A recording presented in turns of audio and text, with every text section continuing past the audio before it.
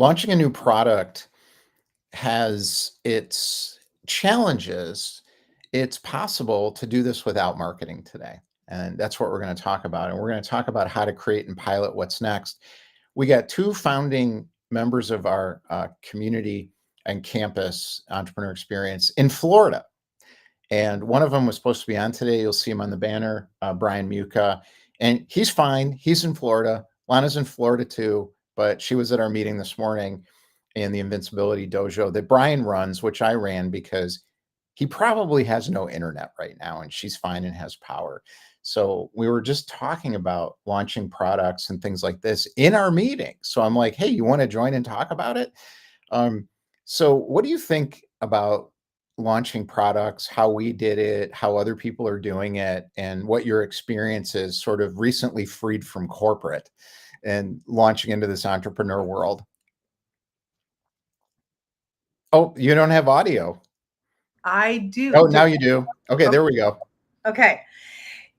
Coming from corporate, it's been quite the experience starting my own company because I wasn't quite sure how to even market what it was I'm doing, right? And I never had a marketing degree, and all of a sudden I'm trying to sign up for all of these programs, and Larry, you know what I'm talking about. I do. What's your number? What was your number? You added it up I yet? don't know that I want to use any numbers, You but don't want to say, yeah. there were probably 12 different programs over the past year that I have attempted to join, to listen to them. And, some of them you come in at $29 and it's great. You're part of this awesome 3-day experience. And then all of a sudden, if you don't spend the extra $10,000 or $12,000, now you're not going to that next level. I'm like, well, wait a second. Well, just work harder. Oh, yeah. Keep at it. Don't you want to invest in yourself? Yes, I do. And I also know that I need to run my business, right? And I can't just have everything go into this vortex of trying to run in a hamster wheel. I mean, honestly, before I met you and the Red Pill Pathway, it's been a complete nightmare.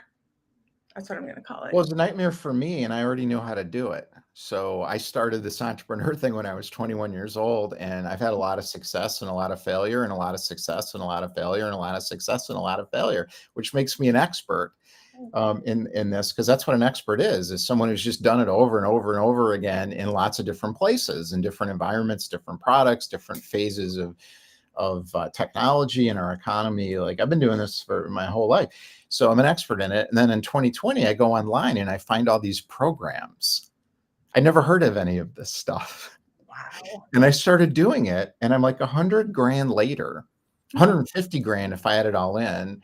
I'm like, I already have a damn business, and I learned from these people not to do it this way at all. Right. You're absolutely right. It's, when you have this book and you can write notes, I can take notes. I did it for almost 3 decades in corporate America. I can follow a plan. The problem is some of these plans have been in place for years. Yeah. And they're not looking at opportunities to what potentially could be happening in the future. They're still kind of stuck in the 80s or even before. You can be stuck in 2003 now and fail because it's happening so fast. So I think you nailed the key to it, is how to create and pilot what's next is to have your awareness in what's next, not what exists now, period. Yes, and I'll tell you, the one thing that I like about the Red Pill Pathway is we're able to come in here and work together as peers, and then also think about and get creative about what's next. No one has to tell us this is your specific playbook. It's what is going to work for you based off of these core principles that we have here. That's just amazing for me, because all of a sudden now I'm able to truly learn from the experts in every industry. And then I'm able to apply it to me and my business in a way that works for me, not in a way that works for someone back in 2003. And it's funny because it's always been this way, and then it wasn't. And I'm like, how did this get so confusing? And I got confused for almost 2 years. And I'm like, how to create and pilot what's next is what's always been done.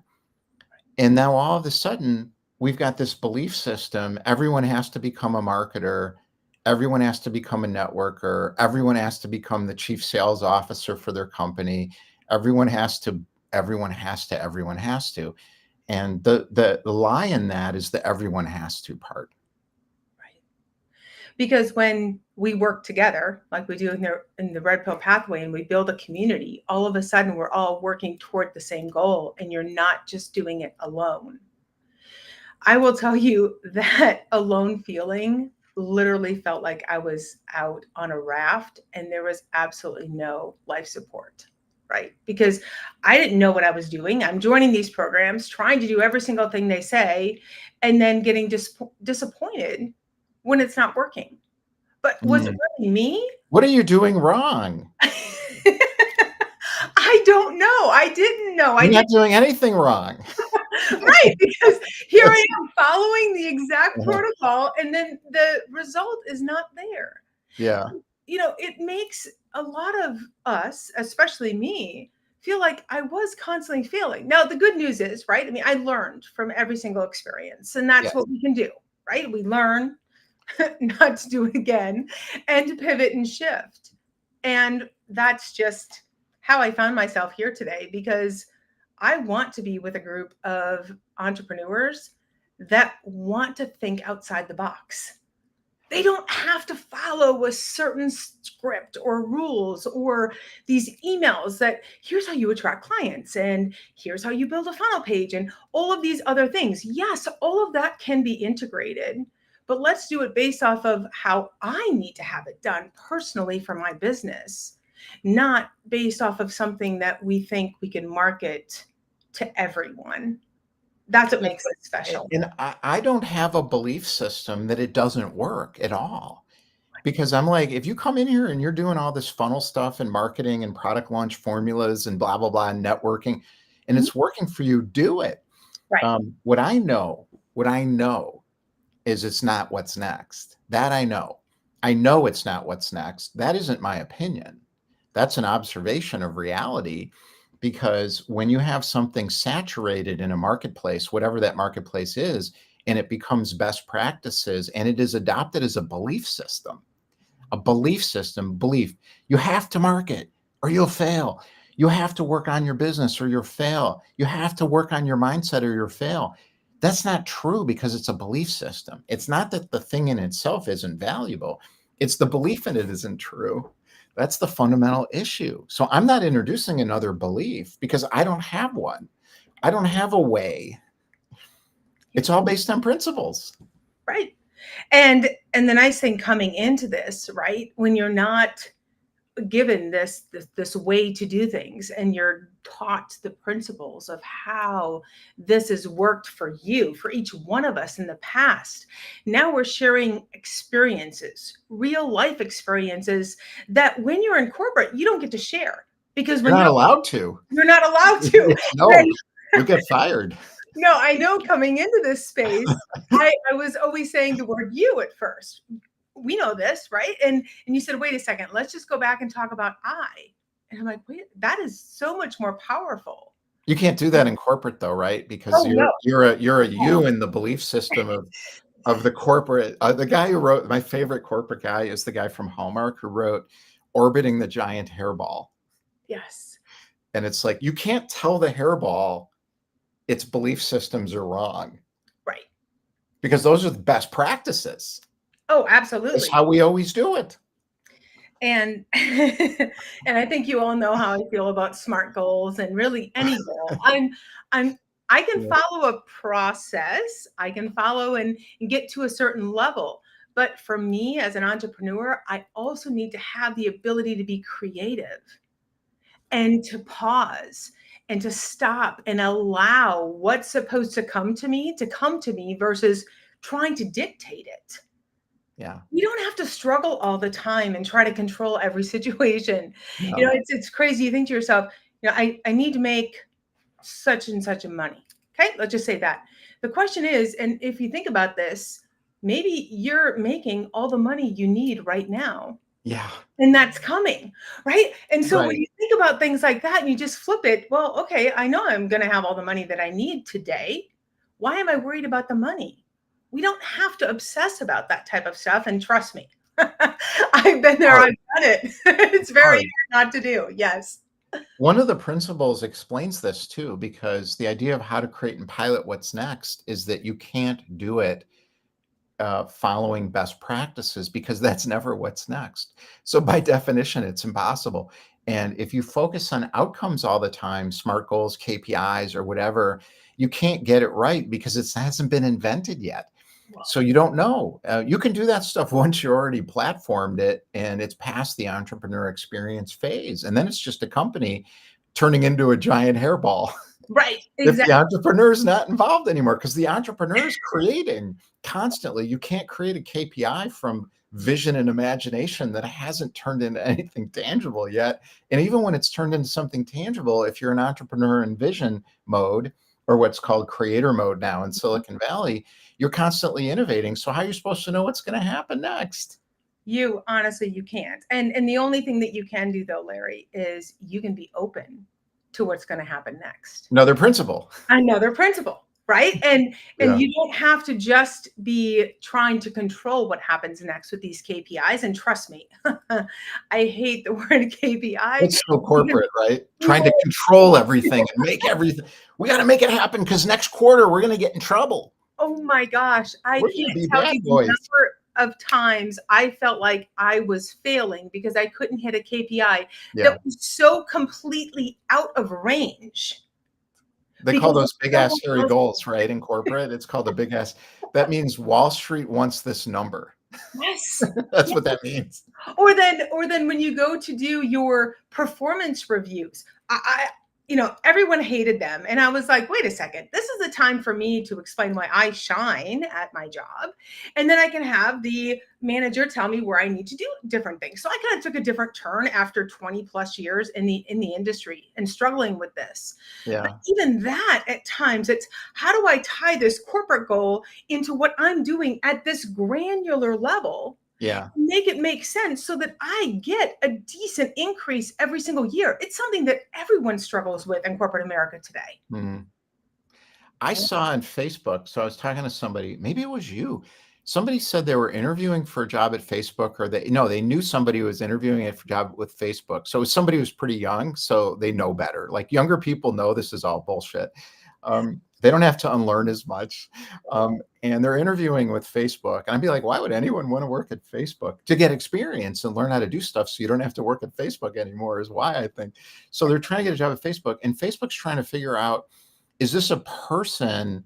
They're trying to test the inner quality of the person. So I'm like, oh my God, these these um these companies are trying to figure out how to get high quality people into their system, in other words, into their hairball, and Mhm. they're testing against it because it works in their self-interest. And I'm like, that's never going to work. It doesn't make any sense because you're asking somebody to conform to a belief system in a Right. structure. How can they be themselves if you're asking them to do that? Oh, they're not. And the challenge that we have, right? The buzzwords are, diversity, equity, inclusion, and belonging, right? Well, I mean, this is what everyone wants to have, this utopia that everyone belongs. And personally, I believe everyone should belong to that landscape. yeah, However, I will tell you, it's I find that a lot of corporations are not really truly putting their money where their mouth is, right? They're saying it, but then they're sitting back, and there's challenges all over the place. And so it's interesting when you're talking about that, because that actually goes into the core of, can you be your true self at work? yeah. Right? I mean, and that's why I brought it up, because if you can't be your true self at work and now you're being judged, how are you going to show up, right, in life in general? All of a sudden you're going to have to put this mask on constantly when you walk in, and it's just not a great feeling. I'm gonna give an example of this to make this really concrete. So I spent about 5 years selling marketing AI to media companies, corporations, partners, and I got into the industry because I wrote a book. I read a book called Wisdom of Crowds about data, and I'm like, this is next. And this was in the late 2000s. It turned out I was right. It was next, and I got in early in it, sales and doing business development. So I went through a bunch of companies, and I got a job at a company that got funded by Goldman Sachs, and they were hired by Samsung to help compete against Apple, and it worked. And it was big data, AI kind of systems to understand consumer intent and relationships between personal interests. Like, this person loves Game of Thrones, they're probably going to love Samsung. They've developed correlation between those things in real time. It's kind of amazing with the technology. So I'm sitting in a meeting. The CFO is running sales. He's a private equity kind of guy. And then the president was a physicist who thought he knew everything. So I'm working with these people, and I'm doing business development on the front lines, and I'm sitting in a room, and they're presenting what the product does. It's talking about launching a new product in the market. And I'm looking at it, and I'm thinking to myself, this doesn't make any sense. And they're explaining this model, and it's like, we're going to spin up the media cycle, and we'll go faster, and the media spin. I'm like, I don't understand what you're saying. And I started to divide the slide out to educate myself in the room with a group of people. And my boss kind of looked at me and was like, shut up. And the reason is, he's like, we already figured this out. Just learn how to say it. And I'm like, but it doesn't make any sense. I didn't say that at the time. And then he called me into his office like a couple of days later, and he says, I'm hearing bad things about you. Because I wouldn't go with the party line, not because I'm obstinate about it, because it didn't make any sense, and they were wrong. Right. They made it up. Yeah. Now, what they had was good, but it wasn't good there. They hadn't even done it yet. That's why I didn't understand it, because what they were saying wasn't true. Right. Yeah. And I mean, there's been many times, Larry, where I've said, well, wait a second, what are you talking about? Can't do that. Corporate environment, right? And it wasn't because I wasn't 100% on board. It was because I was taken off guard with the direction that it was going into, right? Yeah. Because if you want me to be on board, I'm finding, get me one-on-one and let me digest it like you, right? Understand a little bit more so that I can now come behind you and support you. When you pull it out of a hat sometimes at these meetings and you're like, okay, we're going to go in this direction. I've been the one that say, wait a second, are you sure? I'm the opposite. So I will never fall in line. I will never follow you ever. I will never I have never followed anybody anywhere my entire life, ever. I have to understand what it is. Yeah. And this is where the product goes. Launching a new product means focus on the damn product, not the marketing first. And you build the product in the market. You build the product with the market. And then you roll it into the market with the people you're building it with as an inner circle core. And then it expands out into the marketplace because it's real. Right. Yeah. So start with real. Yeah. And I'll tell you another thing is, if you can also start with, what is it that you absolutely love to do? Yeah. That's number one. Because if you have that and you can incorporate that into your product, then your product is basically gold, because you're not working anymore. Right. I got into a thing on LinkedIn with this marketing expert, branding expert, and he's very good, and he doesn't understand what I'm talking about. And I said, marketing is the issue. It's to promote or sell something. Marketing is to promote or sell something. We believe it's necessary. Get rid of that belief and be free. The best product wins today. And I knew he was going to get triggered. It's the secret. It's what's next in the competitive advantage. Focus on product. And I knew he's triggered immediately. He said, the best product doesn't win. That's not true. Look at the iPhone. It's not technologically the best product in the market, but it far outsells every other phone because of its brand. So his belief is it's about the brand. That's a belief too, which isn't true, because it's not always true. So I'm looking at this and I'm like, okay, how do I explain this to him? And I did. I said, that's a belief system from the marketing era. It's missing the understanding of how to define product. So if you're going to roll out a product, know what product means. A product is a combination of factors that comes from an internal vision rolling out into the world. It's created inside the market. That's how Steve Jobs did it. Yeah. He didn't do it because of the brand. It had nothing to do with the brand. He did it because of the product came from a vision and his imagination, and he refused to compromise. Right. Refused.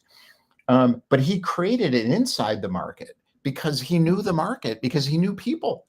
Right. He's like, they don't want an MP3 player that does this is Right. differentiated this way with these features and this messaging and this brand, Hmm. again, brand and this Right. marketing. They Right. want the songs in their damn pocket. And that's not a marketing thing. Right.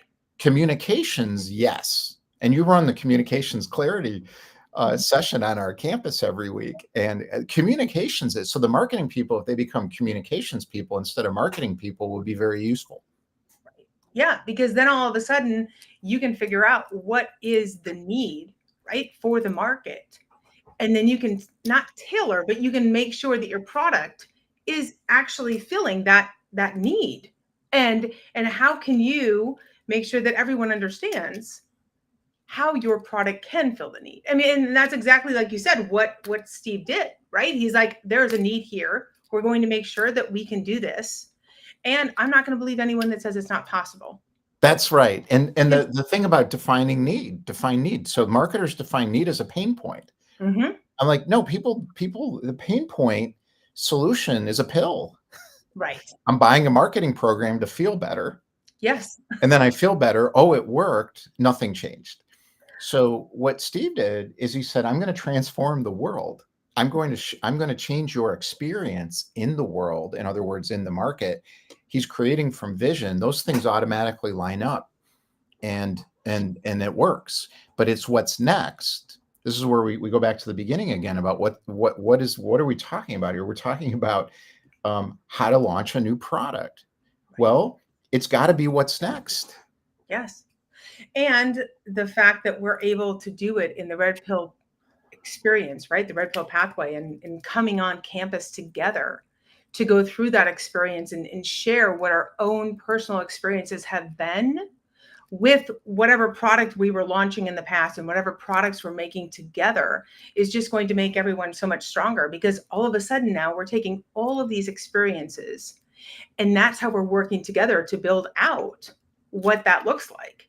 And We're it's modeling it. We're modeling it ourselves Mhm. to make it real, so we know it's true. My private client program I've been doing with people for a year because I knew it had to work because I became a bullshit coach and I had to give some money back. So I became a work in progress coach without really understanding that what I know how to do when Mhm. I teach it based on how I do it, the solopreneurs, I was called it Solopreneur Inc., they couldn't do it. Right. And I'm like, why can't you do that? And I realized they're not entrepreneurs. Right. They're solopreneurs. They're coaches. They have a gift they want to give to the world. And I'm asking them to run into a burning building. And they're like, well, how do I do it? And I'm like, well, first step one is do it, run. And they're like, but I don't know how. And I'm thinking, what is wrong with you? And Yeah. then I realized, no, I don't know what I'm doing yet because I don't know how to teach other people how to do this. And now I do. But it took a year and a half to get there. Yeah, it's one of those things, and you and I talk about this all the time, right? As an entrepreneur, you're literally standing at the edge of that cliff, Yeah. right? And you're like, okay, I'm going to jump, and there's not going to be a parachute. And I know I'm going to be okay. And that's where you need to get to in order to truly be able to have all of these amazing experiences come to you. Because I really personally don't feel that I'm in 100% control of what's happening around me, right? Because What you're I not. Right, exactly, I'm That's not. right. What I It's can true. You're not. what I Nobody can is. control are my reactions to whatever happens, right? Like Yeah. that's what I can control. I can control my thoughts, my words, my actions, and make sure that all of those line up. And when I find that I'm calmer, I'm able to see different opportunities that I would not be able to see before because I'm not in an attitude, in a different attitude of it's not going to work or it hasn't worked in the past. Why would this work for me now? It's more of an attitude of, okay, like you're saying, what's next for me? Yeah. How can I make this work? Or how can I work with Larry or Brian or Gail, our other founding members, to truly understand is there something maybe I'm missing that their Yeah. experience could fill a gap, right? And that's what makes this all special because I don't have to do it alone. I couldn't do this alone, and I've built companies alone, and I've had virtual teams like, years before that was a commonplace practice, and it was really hard. And as I get into these more complex technologies like we're in now, and these more complex systems, building an entrepreneur experience platform for people to build their products on top of, even, um, I can't do it. There's no way to do the back end Right. with Go High Level without Gail having corporate experience of knowing how to write a requirements document for Welo, to create those hooks and make that work. There's no way I could have done that, and I couldn't afford somebody to do it. So I don't have a team. Right. We're doing it together because we all have an interest in it that's selfish. It's our own interest in it, but there's a shared desire around making it work because we all benefit from it, and we all have a desire to speed up our own evolution and make an impact in the world. So if we hadn't come together around that, it wouldn't work. Right. And absolutely, if we're all sharing that same desire, right, to make the world a better place and to be a place, a safe haven for the entrepreneurs and help them get to that next level, whatever next level it is for them. We don't Yeah. know, right? I mean, there's so many different next levels for everyone. It's not for me to decide what you want. Exactly. Wait, what is it you want to do? Okay, let's talk about how we can break it down into different steps to help you get there. And Yeah. as you're going through it, Larry, I know I'm not today where I wanted to be a month ago. I'm so much better because I'm open to experiences. There is, when you are open, now all of a sudden you can pivot and shift like that. And you don't have to constantly be worried and tied to certain metrics or things that you feel you're not hitting. And now all of a sudden you're not feeling good about yourself. You could take another course though, because someone's going to market to that very specific pain point. And you could get another coach, mastermind community to join, Yes, networking group or course, and then you'll feel better for a and minute. nothing will change fundamentally. You'll learn some new skills though, but nothing will change. So Yeah. we got 2 more minutes, and then I'm going to stay on my own for another 10 minutes, and I'm going to explain some things related to my own personal vision, which is not the shared desire, Right. because Lana's and mine are different. Right. We want different things. We have different visions. We do different things, but we have the same shared desire, which is to help the world have a better entrepreneur experience for people who are creating what's next, because I want to live in a better world. I'm tired of shitty technology, bad healthcare, bad education, and everything being too expensive. Who's going to fix that? Entrepreneurs who are in what's next. Right. Yeah, and they're going to be the ones that are going to be open to the possibilities, right? And then in this space, we're going to be able to all work together to elevate each other to that next level. And that's where the magic is just gonna happen and Yeah. explode. And I can't wait. And if you're a brand marketer, if you're a marketer, if you want to do marketing, if you do funnels, do it. Mhm. But just be aware, you can't bring that in here as a belief system. So if you're going to say things that aren't true, somebody like me is going to say, why don't you just share that from your experience instead of as a fact? Right. Because And it's not. And when you're Hmm. able to share it from your experience instead of quote unquote a fact, right? All of a sudden now you're able to attach a feeling to it that this is how I felt during it, right? Yes. And maybe it's not the best thing since sliced bread. And that's why I'm here, is because I want to learn and I want to go through more things that's going to shape my destiny. And I'm going to be in control of that. I'm not going to allow something else to control it. And then all of a sudden I feel like it didn't work out, or I failed at something because I didn't get to whatever they said I could get to. Yeah, I When want Russell Brunson. I want no, we're going to stop now, but I want Russell Brunson, Tony Robbins, and Alex Hormozy to be in charge of my life. I want them to tell me what to do so I know what to do so I can make as much money as they did. Thank you so much. I'll see you later today. I'll see you later. Thanks, Larry. All Have a right. great day. Bye-bye. I want to talk a little bit about my vision, and it's about mainstreaming or at least getting closer to mainstreaming entrepreneur, what's next, vision-oriented thinking. So if you look at entrepreneurs, the stories are all the same, but they sound different on the surface. But if you look at them fundamentally, they're the same, all of them. And there's a reason for that. It's because anybody who brings what's next into the world gets rejected. And the deeper you get rejected, the bigger the thing is you're trying to do, because it's against the conventional best practice belief systems of either the society, if you're a Gandhi, um, or the industry, if you're a Steve Jobs, or even if you're somebody you've never heard of, doing it in a Sarah Blakely, with Spanx. I mean, again, there's a belief system about women and what they're supposed to do, and she's like, "Nah, I don't like that." Well, she got attacked for that, so it takes a while. What happens if it doesn't take as long? What happens if the better product always wins and the marketers always lose? In other words, marketing a bad product or not as good a product or a corporate product that's just designed to make money, like a boy band. Instead of a boy band or a popularity contest to get your MP3 player or whatever your thing is that nobody cares about really, but solves a pain point, makes people feel better temporarily, loses. What if the better movie, the better art form, the better entrepreneur product, the better healthcare system, the better technology system, because technology sucks. It's all broken. It doesn't work right because it's an ad network. So what if the better technology platforms win and the bad ones that we've got now go away? What if that happens? Everything changes. The world experience is better for everyone in the world. How do we get there? Get there. Just decide. It's that simple. It is that simple. Entrepreneurs are going to lead the way in this. So are artists and scientists that are outside the best practice thinking. We're in what's next.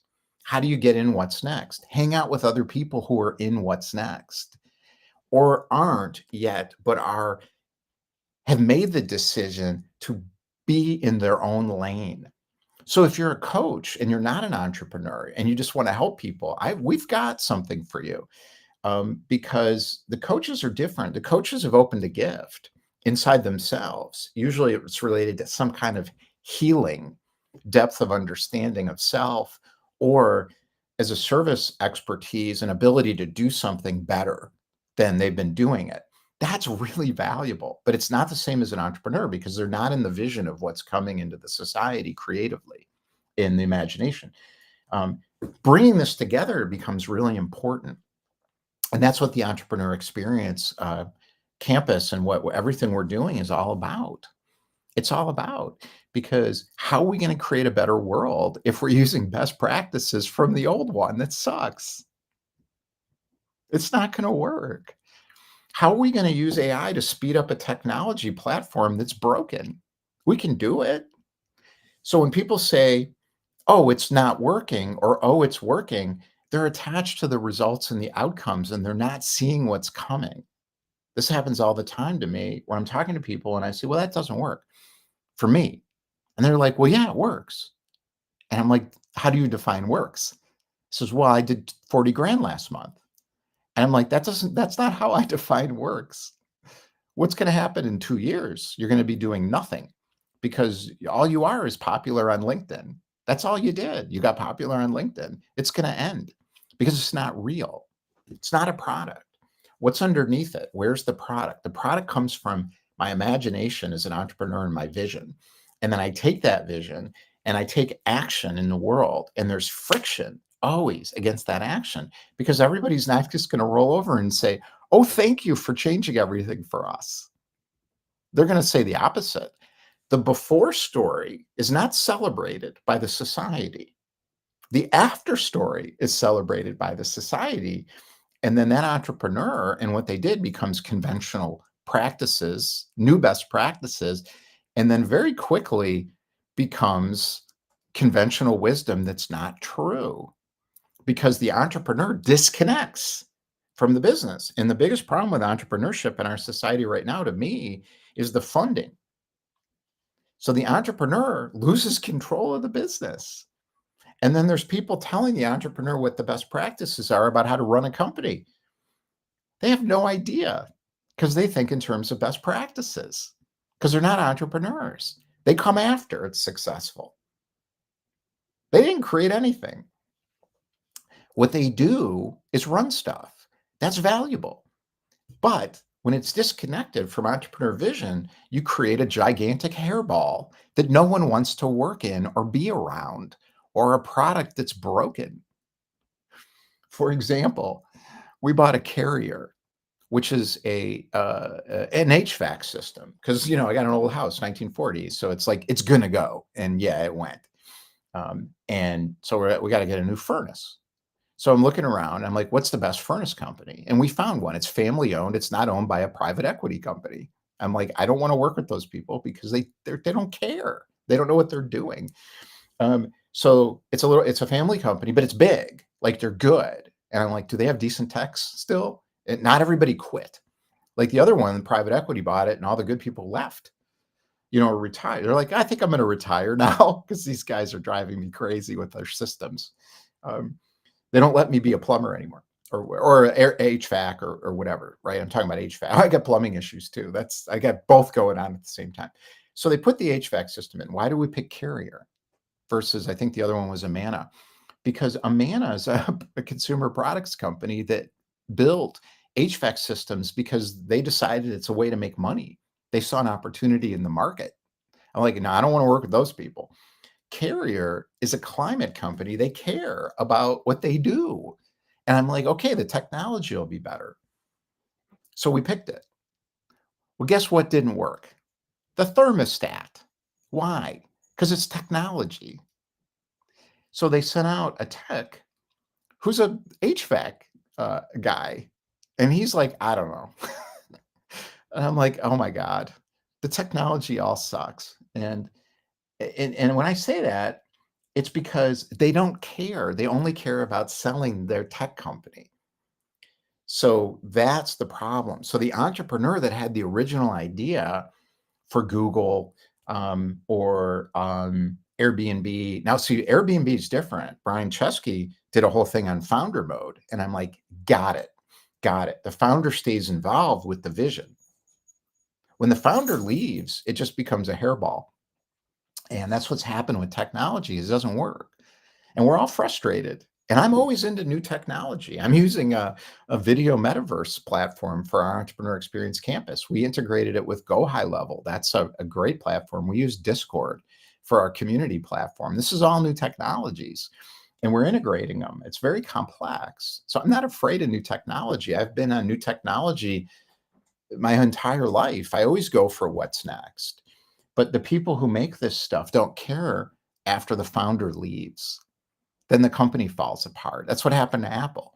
So the retailers started to control Apple. I know I worked with a lot of big retailers when I owned a distribution company. They're a nightmare because they're totally corporate. All they care about is their quarterly targets.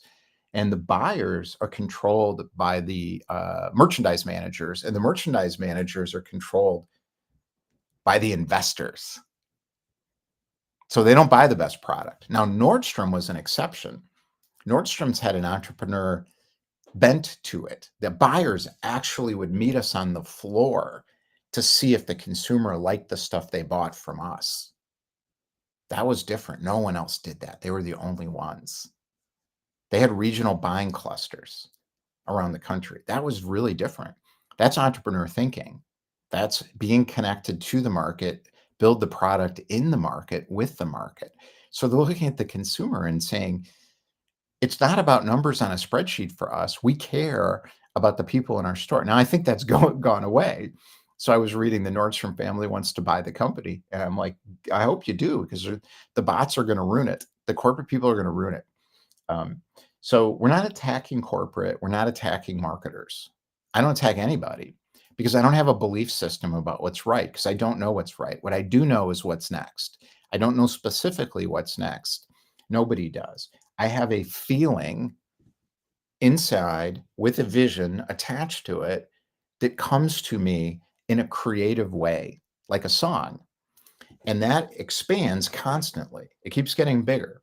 I take action to bring that into the world based on what feels right for me. And I don't listen to anybody else, but I pay attention to what everybody's saying.